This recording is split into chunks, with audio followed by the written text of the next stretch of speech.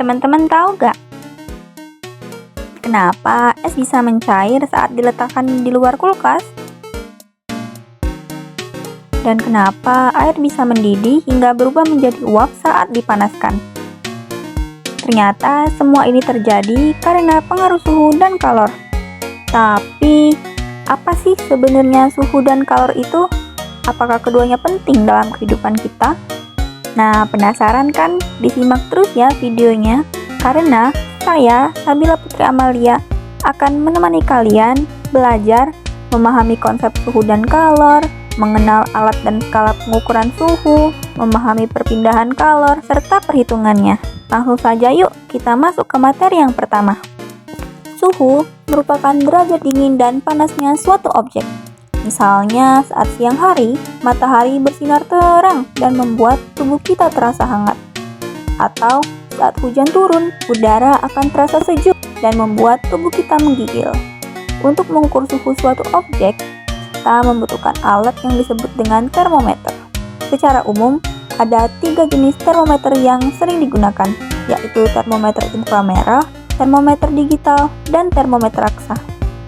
Di dunia ini, ada 4 skala suhu utama, yaitu Celsius, Fahrenheit, Reaumur, dan Kelvin. Untuk mengubah suhu dari satu skala ke skala lainnya, kita bisa menggunakan rumus berikut. Nah, untuk lebih jelasnya, mari kita coba kerjakan soal berikut. Suhu suatu benda adalah 50 derajat Celcius. Berapa suhu benda tersebut dalam skala Kelvin? Nah, untuk penyelesaiannya, kita bisa menggunakan rumus berikut, di mana C adalah Celcius dan K adalah Kelvin. Kita tinggal memasukkan angka ke dalam rumus, sehingga suhu benda dalam skala Kelvin adalah 323 Kelvin. Mudah sekali bukan?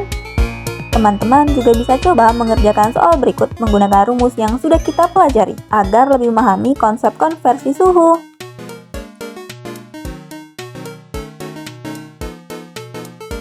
Oke, karena kita sudah membahas tentang suhu, sekarang saatnya kita mengenal konsep baru yang sangat berkaitan dengan suhu, yaitu kalor. Kalor adalah energi panas yang berpindah dari benda bersuhu tinggi ke benda bersuhu rendah. Misalnya, saat kita menuangkan teh panas ke dalam gelas, panas dari air teh akan mengalir ke gelas sehingga suhunya seimbang.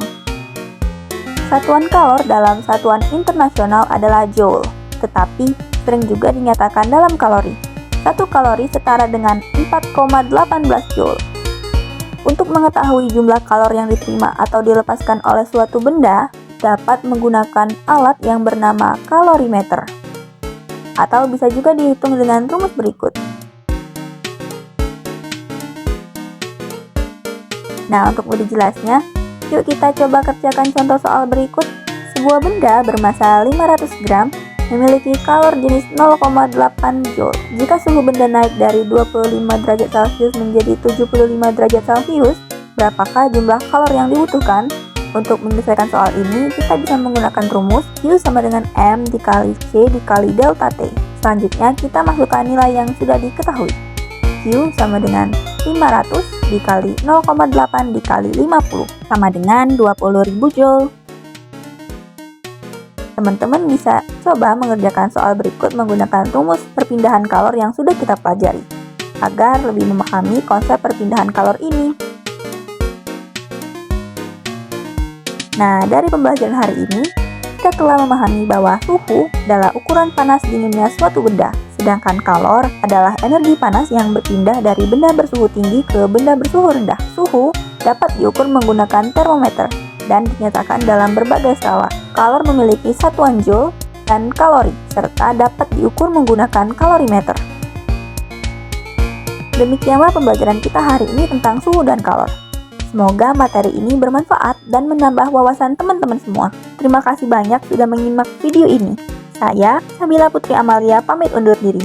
Sampai jumpa di video pembelajaran berikutnya. Terima kasih.